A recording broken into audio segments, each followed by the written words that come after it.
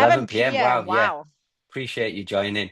So yeah, we're sort of ready to go. So thanks everybody for joining, and welcome to today's Learning Network webinar. We're delighted to have everybody. For those that aren't familiar with the Learning Network, where we are a community run by volunteers supporting learning professionals across the industry with resources, mentoring, events, and spaces to grow no matter what your experience. We're using Zoom today, as you all know, because you've dialed in. Feel free to use the chat, which you've already kind of taken to, which is fantastic. So any questions throughout the session, you can ask them in the chat. We do also have a Q&A box as well, which you can access down at the bottom of the screen if you would prefer to put them in there. I'll keep an eye on the chat and the Q&A box for any questions. Today's session will be recorded, so we will be able to put that on YouTube afterwards. So if you do, for whatever reason, need to drop off early because life, then we will be able to catch up that way. So yeah, it's my pleasure to introduce Melanie Martinelli, who is from the Institute for Transfer Effectiveness. And today she's going to be doing the first part on a series around learning transfer called the 12 Levers of Transfer Effectiveness. So without further ado, I'm going to hand over to Melanie and let her take it from here. Thanks, Melanie. Yeah, well, thank you so much. And thank you everyone for joining. As we just heard, this is the first webinar in a series of two. And I just quickly skimmed through the attendee list. Paul Matthews is with us as well. And he, on the 25th, if I'm not mistaken, so in 2 weeks' time, he will kind of do the second part of this series. So today, the first part of this series, yeah, hey, Paul. Thought I'll have to quickly give you a shout out here since we are kind of working on this together. So, yeah, so I have the pleasure to kind of take you to this first part where the idea is for us to kind of jointly build a little bit of a shared understanding what transfer is all about and what factors actually influence transfer, where I'll introduce you to a framework called the 12 levers of transfer effectiveness, and we'll jointly kind of use it to look at how can we actually diagnose transfer challenges proactively. Because one thing I've observed in all the work I've been doing, and I'll introduce myself a little bit more in a minute, is that very often we think about transfer once the program is done. But for transfer to actually happen, we got to start thinking about it way before we even start designing. And so that's what I'm gonna talk a little bit more about. So hoping that you can walk away with some insights on how you can start diagnosing transfer gaps, challenges for your own programs, and of course also a couple of ideas on how to bridge that. Paul will then go much deeper into the bridging aspect and how to make this also scalable, because that's another big challenge in transfer that we see with a lot of the clients we work with around the globe is sometimes we have, all the knowledge and skills on how to make transfer happen, but then it's the scalability aspect there. There are systems and processes we need to make that work. And that's where Paul will shed a little bit more light in 2 weeks. But yeah, now we've already used this word transfer quite a few times. So I thought maybe we could just start with a quick little chat activity. When you hear the word transfer, what actually comes to your mind? What do you think we're actually going to be really talking about when we mean transfer today and in 2 weeks? How would you define the word transfer if you had to define it? I know, Joe, no, changing trains. I always think about the transfer area in airports. Yeah, and kind of moving from one place to another. And I guess that's where Emma now is going with application of learning, behavioral change. Oh, hi, Haley. I think we've been interacting as well on LinkedIn. Wonderful to see so many familiar names. Uh, and something learning moves from a state of theory into practical application. It's being embedded by a person. That says putting learning into action. Yeah, wonderful. Well, yeah, great thoughts coming in here. Yeah, moving knowledge or sharing it across people to be put into practice. Yeah. Wonderful. Well, I just thought it's kind of important, maybe, and it makes sense that we maybe just start with a shared understanding and a common definition here. And I'm not saying this is the only one, but I just kind of, for the duration of, today's webinar, whenever you hear me use the word transfer, what I kind of mean by that, and I have my definition out of the book of Dr. Ina Weinbauer-Heidel, what makes training really work is that training transfer really is the extent to which trainees effectively use the knowledge, skills, and attitudes they have acquired in the training context back in their actual work environment. And I think that very much aligns with a lot of the things I see in the chat. And I think what's important for me with this definition is it doesn't matter what kind of training context, be it e-learning, digital, virtual, face-to-face, short, modules, longer journeys. In the end of the day, there's some format of training where people are acquiring knowledge and skills and transfers, whether they actually are using it afterwards back at work.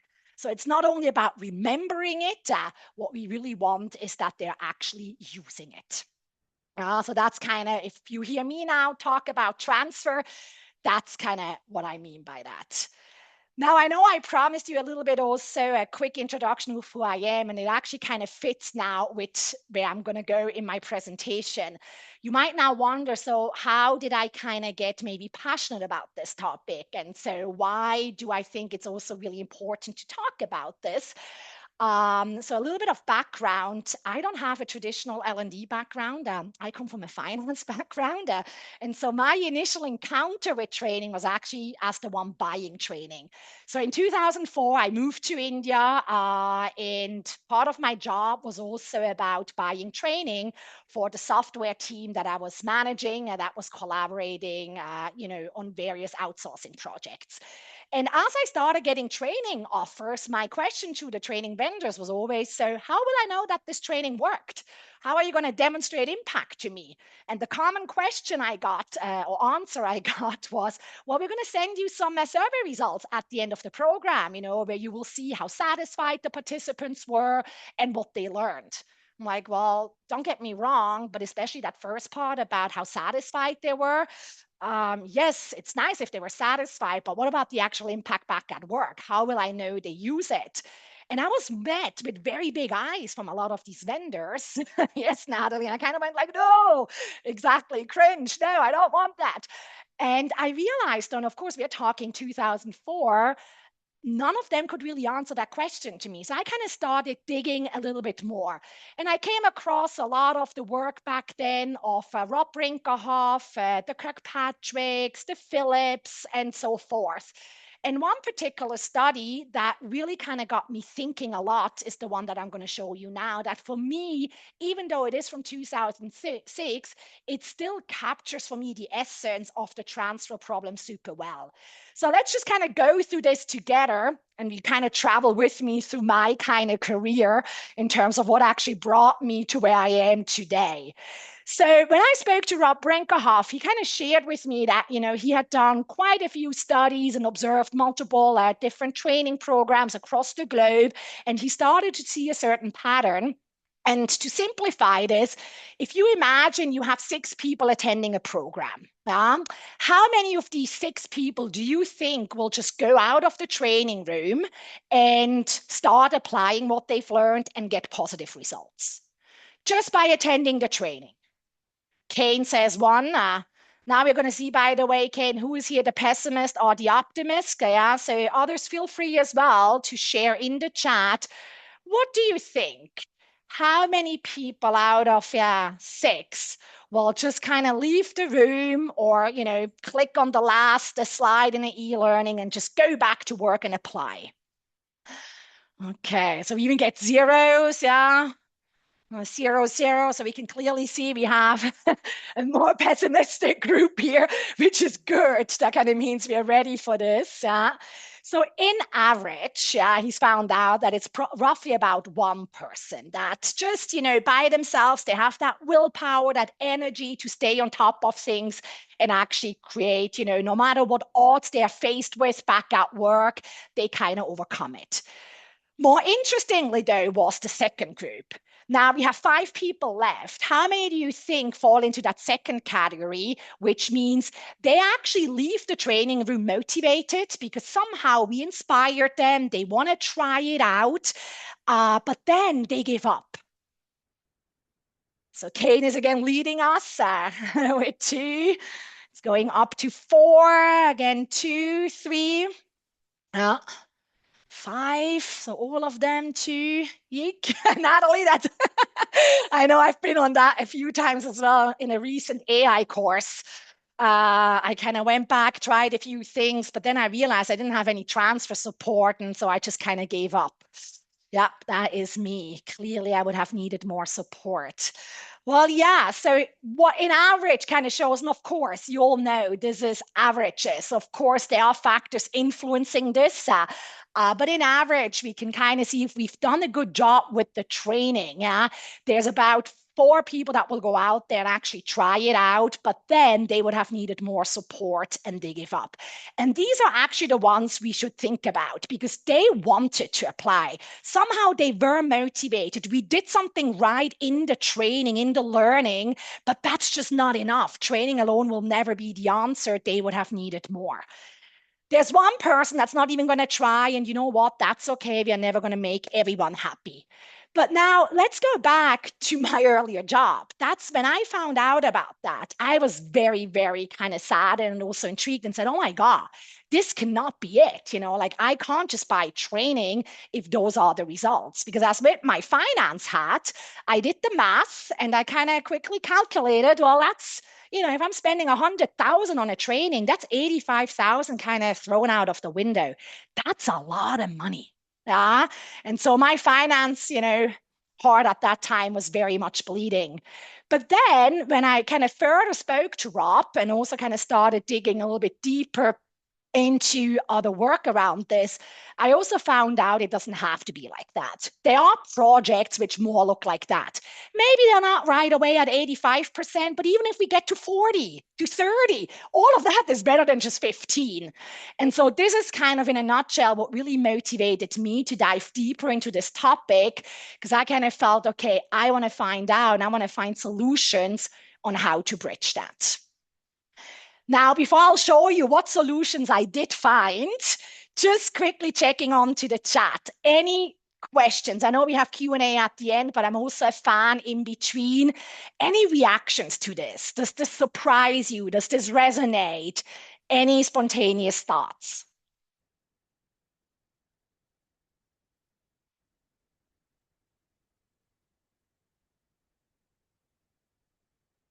Okay, answers. Yeah.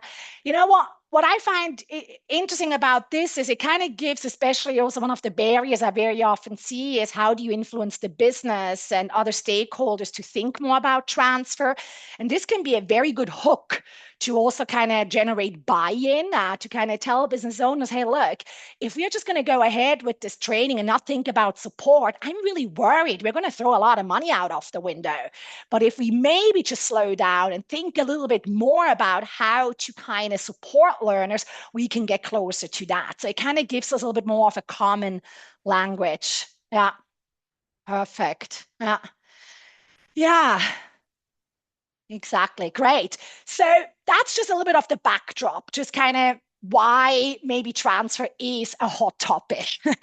Now, what do we do about that? And for that, I want to quickly tap a little bit into your experience first.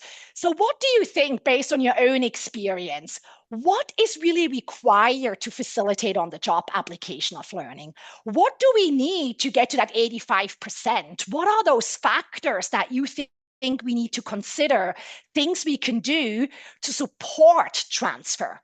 What would you say based on your own experience, your own kind of expertise, research? Ah, Joe, practice. Uh, Very important factor indeed. So let's see what we can kind of get.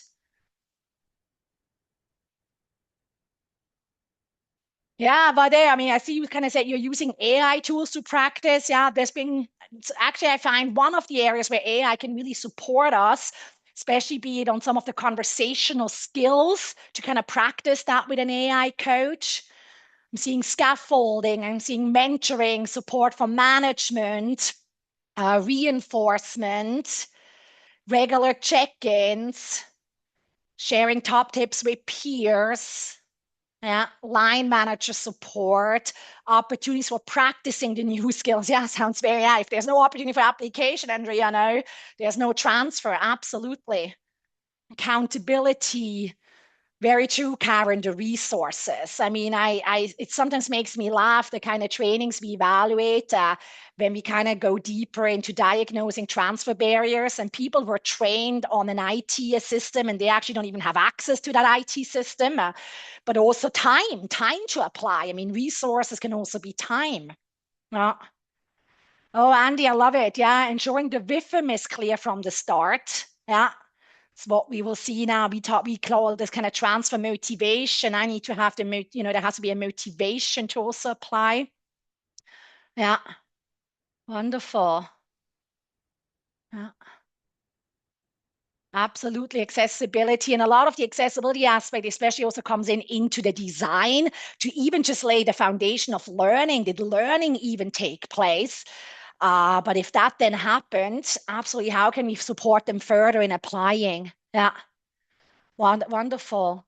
Great. Well, some great ideas. The reason I ask you this question, you might have seen when I earlier showed you the definition of transfer, I had a book cover on it, What Makes Training Really Work by Ina. And this was the question she had asked herself as well, somewhere in the, kind of towards the end of 2000. Where 2010, I mean, where she kind of also wanted to find out a lot more about what is really required to make training stick. And to give you just a little bit of a gist, because I'm going to introduce you to the 12 levers of transfer effectiveness, where did they actually come from? Long story short, Ina wrote a PhD where for 3 years she kind of went through hundreds of years of transfer research, realizing that actually the topic of transfer has been researched for a very, very long time. And interestingly, we've actually known what is required to make transfer happen for a very long time. And this is now going to sound like a real paradox. The paradox is that even though we've known for a very long time what is required for transfer to occur, most practitioners are not making use of that research. Now, why might that be? I'm going to show you now the summary of hundreds of years of transfer research on one slide. And when I show you that slide, I just want you to tell me in the chat, what is your spontaneous reaction to that slide? Yeah. So remember, a slide that basically summarizes hundreds of years of transfer research. Here you go.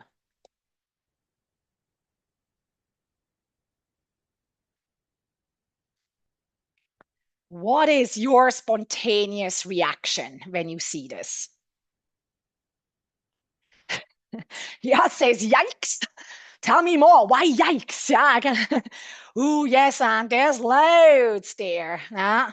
Lots of options. Yeah. Hallelujah. I like it. I can make a little song out of all the things coming in here.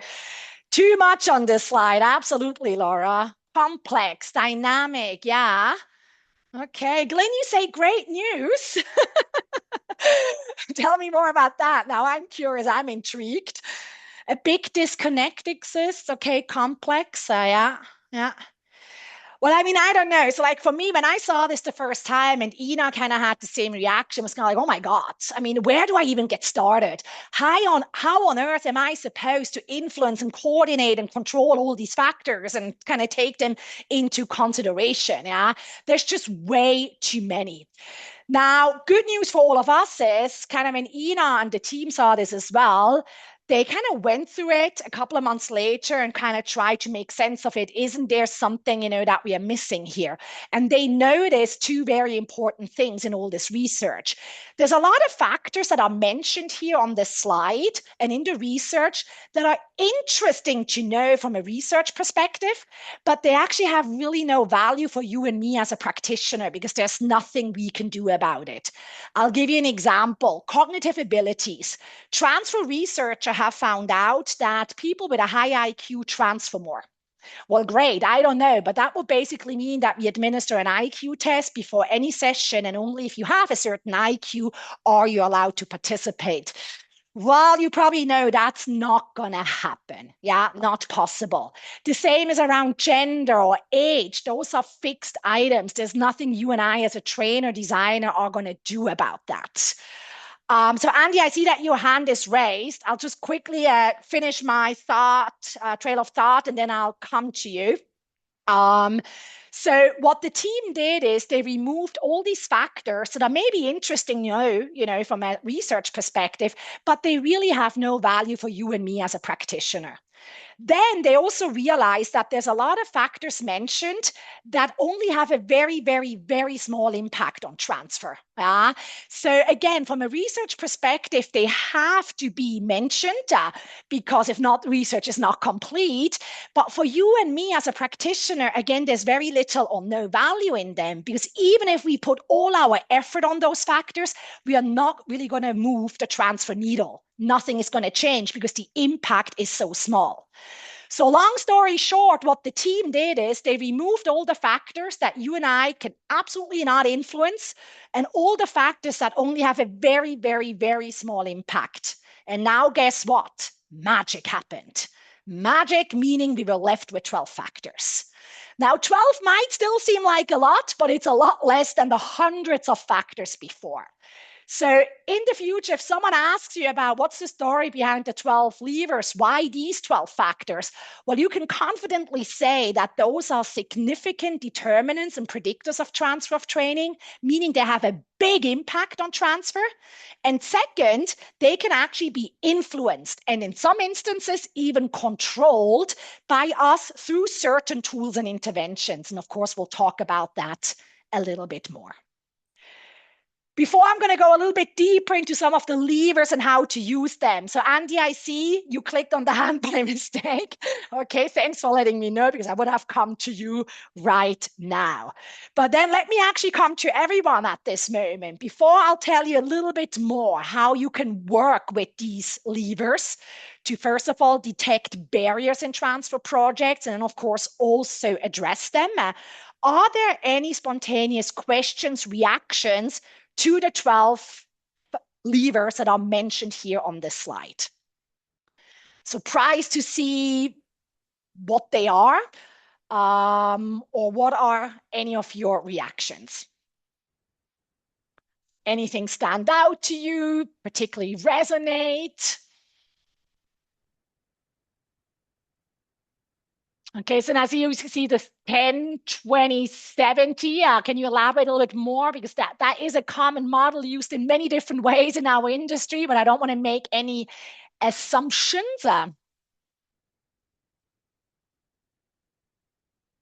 Kate, yeah, there has to be a conscious effort to do it.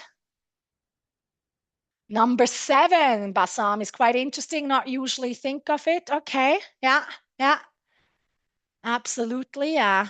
Yeah, and it's actually, I mean, Bassam, without kind of jumping ahead, but transfer planning, when I got introduced to that, I mean, I think we all kind of do action planning. But transfer planning for me was a real aha moment to understand it's not just enough to kind of plan for goals but I really need to give learners time in the session to really define their implementation next step, like to make it as concrete as possible in terms of what they actually are going to implement and by when. And to really not rush that because I plead guilty as well. How often do we run short of time and then we kind of rush through that segment of action planning, whereas actually it would make a lot more sense to cut out some content and really make sure people do get enough time for the planning. Yeah, support from colleagues and supervisors. Yeah. Yeah, Emma, absolutely. It's not about the learning experience. Yeah, we need to surface all these things up front. Yeah, yeah. Thanks, Natalie. Yeah, yeah. It for me it was a little bit the same, Natalie. It wasn't a total surprise. There were a lot of things in there that I kind of knew about, though I had to admit that I was not equally paying attention to all the factors. So it kind of was very helpful for me, and we'll do that together to get a little bit more clarity on where I had possible blind spots, but it was very useful to have it in one place, and especially also from a stakeholder management perspective to be able to show that the training design itself is just one small fact piece. But there's all these other factors connected to the trainees themselves and especially the organization.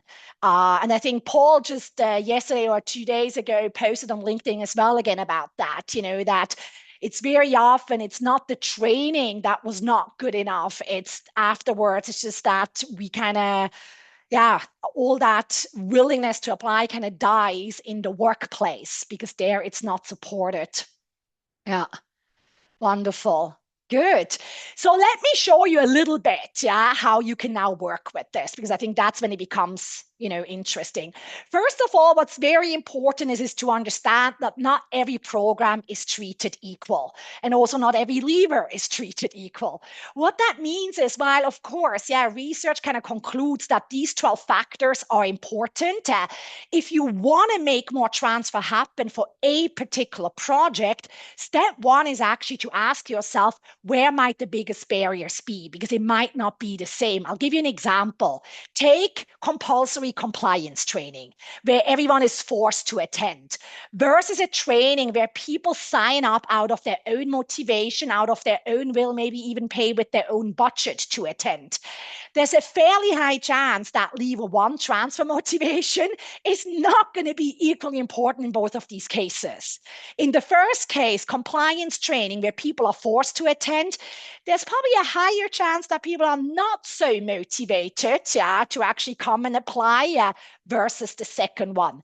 So, as a facilitator designer, I have to think a lot more proactively about what can I do to strengthen the transfer motivation in the first case. Think about opportunities for application. Do we have anyone in the room that has been or has maybe participated him or herself in a high potential leadership program, or works in an organization where you run high potential leadership programs? Just to kind of single out one.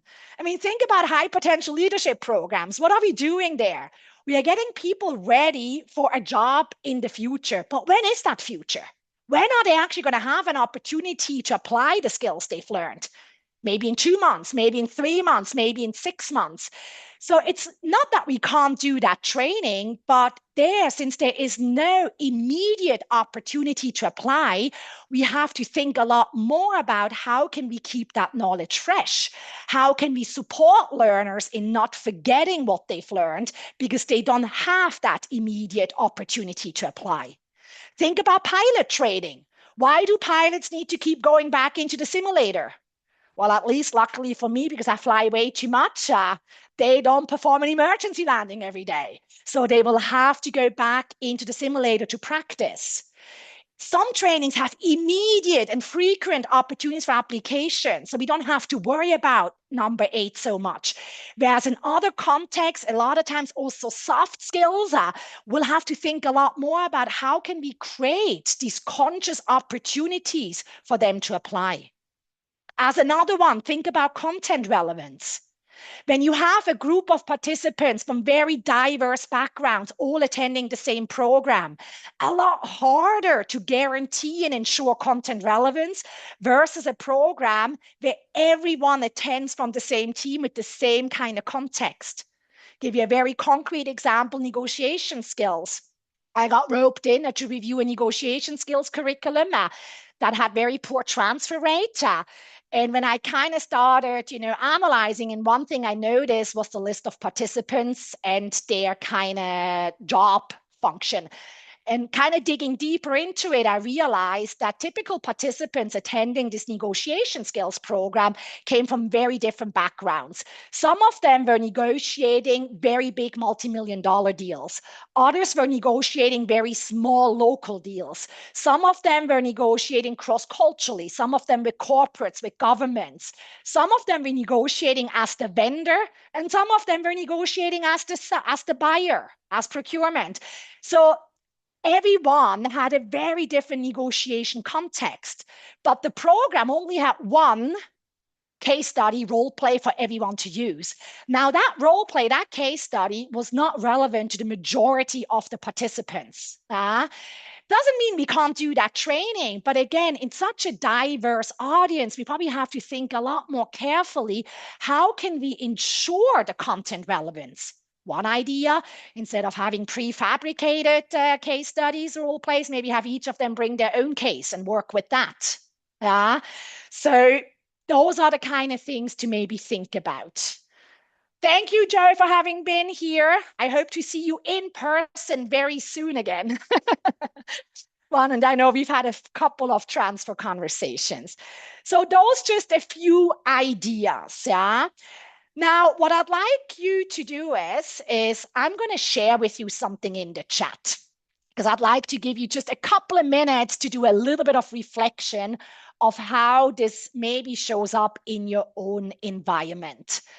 So in the chat now, you should be able to download a little PDF. And on that PDF, you basically have a small description of each of the levers and an opportunity to kind of self audit yourself in terms of how transfer fit are you already. So you can kind of reflect on how much are you already considering the 12 levers in your own program design and implementation. And if you say, well, this is a lever I actively consider and I make sure I really pay attention to it, you can kind of click on the thumbs up button. On the other hand, if you say, well, maybe not so much, it's kind of neutral. And if you say, no, this is a lever I've never really thought about, you can give yourself a thumbs down. It's absolutely anonymous. It's just for yourself. But I kind of want to make this as practical as I can to kind of give you a little bit of an opportunity to just take a moment to self-reflect. So if that's okay with you, I'll just give you 3 minutes where I'll be quiet. I know that's always a little bit odd in a webinar, but sometimes in silence, we have an opportunity to make it more relevant for ourselves. So just take 3 minutes to download the PDF and just reflect a little bit for yourself. Which of these 12 levers are you already considering in your designs and which ones maybe not?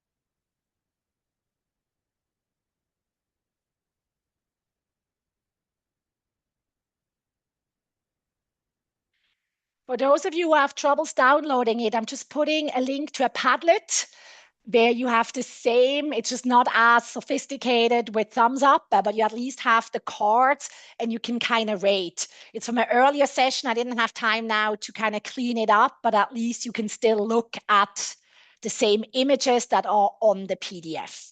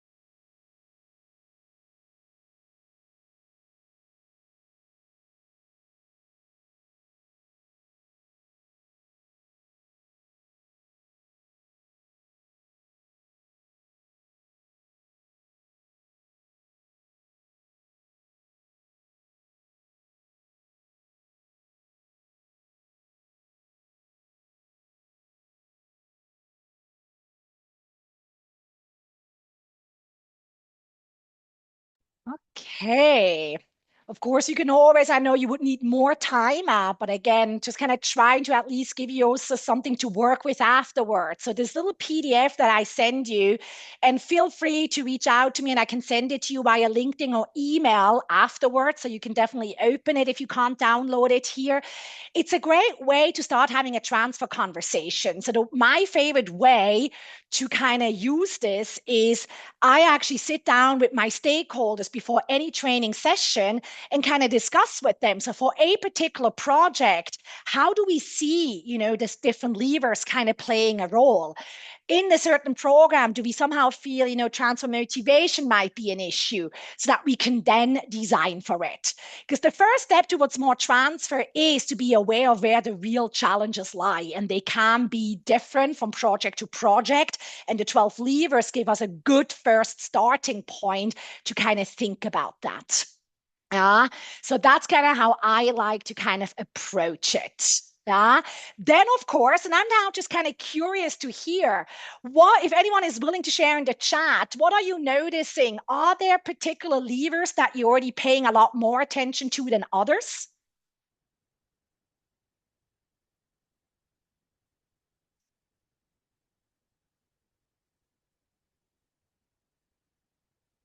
Okay. And you say more transfer planning. Yeah. Okay.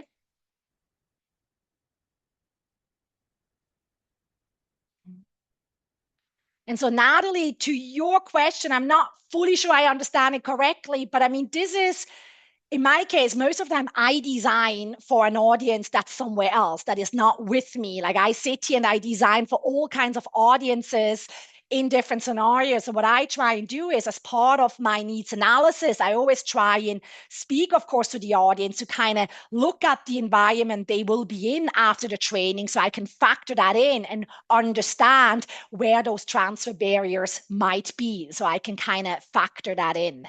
That's kind of my first step. Great. So now I know that chances are that for each of you, something else came out. And so, because I'm not going to be able to go into each lever now in more detail, I have a little gift for you. After this session, or now I'll send it to you again. You'll be able to scan this QR code and then use the username toolbox underscore LNW and then password, as you can see, demo 2026 exclamation mark. And for 48 hours, you'll get a chance to dig deeper into any of the levers that you're interested in. Basically, it's our online toolbox where we have videos explaining each lever in more detail, the research behind it, but also some practical tools. Like this is my way of trying to make this as relevant to each of you, knowing that you might all have a different challenge. I'll share that again with you. The one lever that I want to go a little bit deeper into now, because it's kind of for me one that encompasses everything. If we really want transfer to work, a lot of it also has to do with the transfer expectations in the organization. So the clients we work with, the organization we work in, we gotta kind of take a deeper look at that. And so I kind of just picked one because I've never really come across an organization that tells me transfer is not important. They all say, yes, of course, we want to see application of learning, but then somehow the actions they take don't always support that. So it kind of looks like that. They say one thing, but their actions kind of show us something else. And so I just want to show you a couple of common practices that very often exist in organizations that actually limit transfer and simple things we can do to start overcoming that. I'm going to pick three of them. Three typical signals that I observe in a lot of organizations. And as you kind of see them now, you might already have some ideas what's hiding behind it. Yeah. So thanks. Yeah, I like that walking the talk. It kind of did hurt though when I had to cut off the head of the person. But yeah, it's true. I've never come across an organization that tells me, oh no, we happily throw 85,000, out of the window and have no transfer in a 100,000 euro project. But then very often they're unconsciously sending signals to their learners that actually transfer is just, kind of a buzzword and not a real expectation. So the first thing that we see very often exists that can actually really harm transfer, no matter how beautifully you've designed everything, is the signal of congratulations, you were physically present.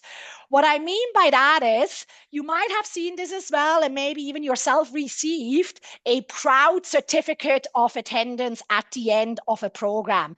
You go to a program, and of course, LinkedIn is an example as well. People take all kinds of courses, and then by the moment they've, completed the course, they get a proud certificate.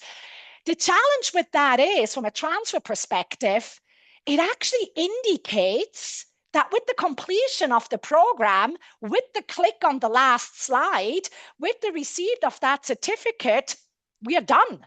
Yeah, you're done. And so it straight away very much weakens the transfer expectation. And there's actually a very simple way to overcome that. And that is to kind of move away from certificate of attendance and completion to certificates of implementation, to kind of build in that expectation of a showcase of how people have applied what they've learned into the learning journey. And only then do people actually receive the certificate. That can be, for example, one client. Thank you, Laura. It's a very simple thing, but it actually really, influences the entire culture, and it sends a very strong signal. You're done with the training, but hey, now the real work starts. And if you want to get that certificate, and in some organizations, I've even seen it tied to, if you want to attend another program in the future, you first have to really show us proof that you've implemented. Examples can be, a presentation of implementation successes. I've seen that in a sales program we worked with. During the program, they all selected a case client and that they wanted to win over. And then about 3 months down the line, they had to actually present in front of the head of sales how they've applied the learnings from the workshop to try and win that customer. It wasn't about winning the customer, because we all know there are other factors that might play in. It's not that people didn't apply what they've learned. It could also be that just the pricing wasn't right, competition and so forth. But it was all around showcasing that you've used the techniques you learned in the training and how that influenced that client conversation. A very beautiful example was from a client in leadership. They actually kind of said, okay, who better than the subordinates themselves to actually tell us whether the leaders are showcasing the behaviors we've trained them on? And so they actually kind of awarded small little certificates to all the subordinates. And whenever the subordinates actually observe their leader demonstrate a certain behavior that was expected, they awarded that small certificate. And only when the leader had the small certificate from all of his or her subordinates could they go to HR and receive the big certificate. So those are little things, that you can do that just kind of signal that, hey, we want more than just attendance and completion. Another thing that we very often see that very much hinders transfer is that training is kind of compulsory, but transfer interventions and support is kind of voluntary. What that means is, what you kind of see is that in the description of training, it kind of says, you got to attend X number of hours. And then if you want, we have some optional follow-up sessions for you or other interventions. And again, the challenge here is you're treating training and transfer differently. You're giving more importance to the training, and you kind of say, well, transfer is optional. And again, very simple way to fix that is that transfer interventions, follow-up sessions, touch points are an integral part of the overall learning journey. And from the start, we are not advertising a 2-day seminar, not even a 6-month seminar. We are advertising all the different modules, and we are making it very clear, which is also important from a personal transfer capacity perspective. We are making it clear to participants what is the required time investment. Because let's face it, how many of you have heard the excuse, well, I just didn't have time. I don't have time for this. I'm not sure it's that we don't have time for it. I just don't think we understand the importance of making time for it, or it wasn't weren't told early enough how much time investment this is, how much time is required in between modules, how much time is maybe required afterwards to apply. Yeah. And of course, this also goes for supervisors. And so one tool that we've tried that has worked really well with some of our clients, of course, it only works in a certain context in an organization, but you can get creative and adjust it. This is a company that still had coffee machines where you had to pay with a card that was preloaded. And one coffee costed 50 cents. And so what they did is they provided their learners with a $1 card, telling them, hey, look, after the training session, go and kind of invite one of your peers or maybe even the supervisor, treat them for a coffee and have a conversation about the training. And it even had some suggestions, on the card what to talk about from the training. And so it served as a really strong trigger that that meetup is happening. Another client of us actually did that for the supervisors. They gave the supervisors a $2 card with the idea, invite the participant before the training session for a quick coffee chat, and then after the training session as well. And again, what you're doing with this is you're really symbolizing and showing your audience, hey, we care about transfer. We are even willing to sponsor it with $2. Of course, if you're in a very large organization, that might be slightly bigger budgets, but you get the idea behind it. Yeah. So speaking of supervisors, you can probably all guess it. This is actually probably one of the most important levers. Throughout, research suggests that without the support of supervisor, it's really hard to actually get to transfer. So my question to you is, even though we know that supervisor support is important, what do you think are the reasons why very often supervisors don't participate in transfer? Any spontaneous ideas? Time, yeah, the famous time challenge. Yeah, lack of time, well said. I love it, Emma. They aren't given tools to support learners. Yeah, workload, don't feel equipped. Yeah, yeah. So they see it as an HR role. Yeah, love it. They have their own set way of how they do things. I love it. Yes, part of it might be time. Oh, I love it, Laura. Perhaps I don't realize that transfers actually work in practice and think it removes someone from the day job. Yeah, so there's a lack of awareness of what is actually required to make transfer happen. So we did some studies in 2016 around this topic, and here are the 5 top reasons we found out. Lack of knowledge. Very often they either don't know how to support, but also they themselves maybe don't even know what the training is about. Lack of responsibility. No one actually told them that this is expected. Lack of urgency. Yes, there is, of course, very often more important, like more urgent stuff going on. I wouldn't say important, but urgent. Goals lacking or unclear, and a fear and resistance. Sometimes, especially in more traditional and hierarchical oriented cultures, we've also observed a fear. I don't myself know how to do this. Like, I don't know how to have difficult conversations. And now, how am I supposed to support someone on that? I'm myself not very confident. And so I think it really helps us keep this in mind, because once you know the challenges of the supervisors, you can actually now design for it. And so I wanted to show you 2 very simple tools we like to use to get supervisors on board. And they're all kind of basic, trying to address the same thing. First of all, to create a WIFM for the supervisors, but also to kind of make the supervisors feel important. So it doesn't feel like we're just demanding something of them, but we actually make them feel important in that role, but also make it as easy for them to do it. Because let's face it, they probably have a lot going on. And so here is tool number 1, and I'll be happy again to share that with you if you text me as a PDF.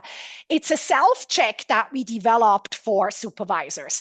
And basically what we kind of did here is we kind of ask them to rate themselves on a variety of activities that as a supervisor, you probably should do if you want to do a good job in transfer. Things like, do you actually have you communicated very clearly that you consider this training useful and meaningful? And then at the end, when they added up the points, it kind of told them whether they're either doing a good job or not. Now, what was very interesting when we launched this in a very large German automotive company, all of a sudden we had a lot of supervisors contacting us. They started reaching out saying, "Hey, Melanie, tell me, I did this test and it kind of tells me I'm not really doing a good job with regard transfer. There's more than I should do. Tell me what can I do?"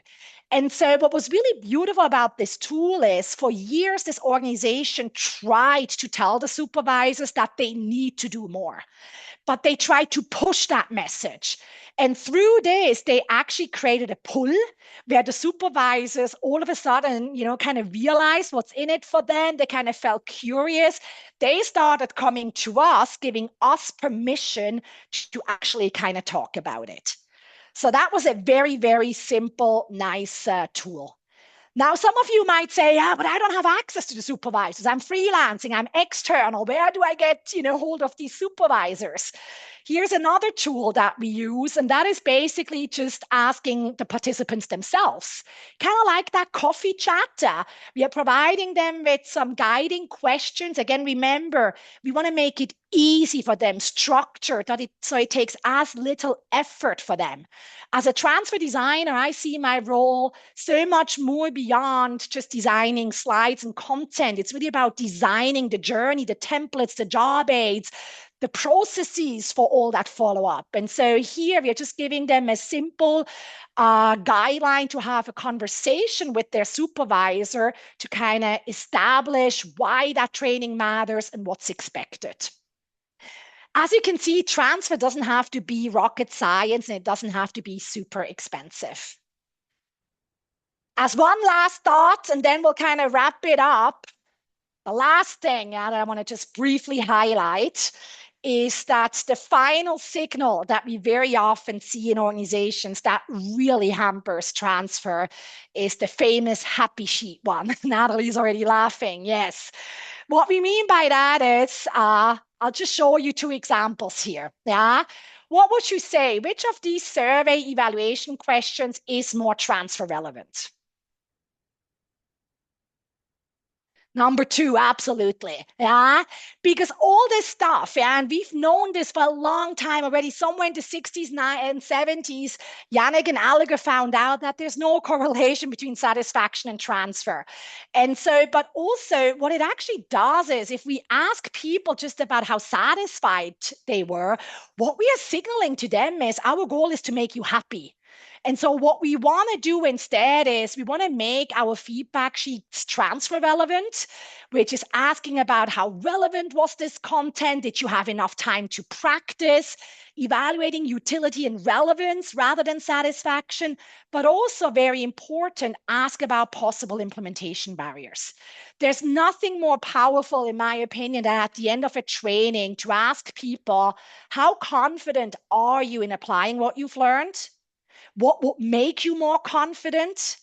What might be barriers that are holding you back from applying so that you actually get a chance to monitor and adjust your initiatives? Asking them out about those possible implementation barriers is a very, very powerful way to kind of then go back also to stakeholders and tell them, "Hey, look, everyone is saying the training was relevant, they learned a lot, but they are nervous about applying because they think they just need more practice." Well, now you have the data to go back to stakeholders and tell them, "I think we should plan for more practice sessions." But we need that data. Very often, the way you convince stakeholders for transfer budgets is to actually have the data. And so instead, I see a lot of talk right now on LinkedIn as well. Let's just kind of get rid of all the, happy sheet surveys. I wouldn't go that far. I think the survey has its place. It's just we need to redesign it. We got to add more transfer relevant questions. And so I'm going to take this down for a moment and I'm going to share such a transfer relevant survey with you. You can actually also find one on the toolbox. But again, if you want, I can send you an example via LinkedIn or email. So if it's okay, I'll just put my email into the chat because like this, you can reach out to me and I'll be more than happy to share some of those templates with you. But yeah, I'm conscious of the time because I get so passionate about this. I could go on for about 5 more hours easily. But I want to just see if there's any questions that kind of were in the chat that I missed before I'll show you again the slides that you can scan to get access to your QR code to the toolbox. Yes. Let's see. Just going to go back to it. Okay, here it is. Let me just share it once more. Here it is. It's open for 48 hours. And so exactly, yeah. So this is the QR code, and then you have the username, the password. Please don't make any changes to it because it's the same for everyone. But if anyone does have troubles logging in, just send me an email, contact me via LinkedIn. Any of the templates actually that I showed you, the check for supervisors, transfer relevant evaluation forms, you can actually find them on the toolbox. They're all PDFs that you can download, but of course the toolbox has a lot more as well. Good. Well, thank you, Sarah, that you said it has been really useful because that's, of course, transfer relevant feedback. Not just, hey, I like the session. Those are the kind of things I mean, yeah, it's always nice to hear when someone likes a session, but it's not really what we're aiming for. So of course, I also do have to admit, I didn't role model some best practices here. I did think I'd be able to move a little bit faster to some of it, but sometimes I get carried away with stories. I, of course, did want to give you at the end a moment to just think about if there's one thing that you're taking away from the session that you are maybe curious to try out, what would it be? And it might actually just be that you say, you know what, I'm going to reserve 1 hour of my time tomorrow to go into the toolbox. That's a good little baby step towards more transfer. Okay. And if anyone has questions, I mean, do feel free, of course, to reach out. I'm more than happy to continue the conversation. And don't forget, in 2 weeks, there's version 2 or part 2, not version 2, part 2. I started my career in IT. That's why we say version. I think Paul as well. Paul also comes more from an Yeah. engineering background. Yeah, just to sort of piggyback on what Melanie was saying. So we have sort of part two of the Learning Transfer series with Paul Matthews from People Alchemy, and he's going to cover how technology enables transfer at scale. So Yeah. if you've enjoyed this session and you want the build on that, then the 25th of February, same time, 12 o'clock UK time, that will be live. I'm conscious of time as well. First of all, thanks everybody for joining. If you've enjoyed today's session and you're not a member of the Learning Network, you can join us for just £29 a year at the Learning network.org to help us offer more events like this. And also, I want to say a huge thank you again to Melanie and to everybody that's joined us. It's been a fantastic and super amazing session. So I think we're really privileged to have her on. And yeah. As I said, this recording will be available on YouTube as well in the very near future. So thank you very Thank much, you. everybody. Take And by care. the way, not Bye. just enjoyed the session, found the session useful, no? Yeah. Yes. Yeah. And And very relevant. actionable. I know I can be so like hung up on this, but it's such a small thing, but it really makes a difference in terms of what is our, yeah, what are we trying to achieve? Absolutely, yeah. More than training tourism, though. Of course, though, in a webinar, I hope it's also enjoyable, especially during lunch break. Absolutely. Well, Wonderful. Thank you so much, thanks everyone. And do everybody. connect and we can continue the conversation. Thanks. Bye. Bye, Paul. Bye, Andy, and others.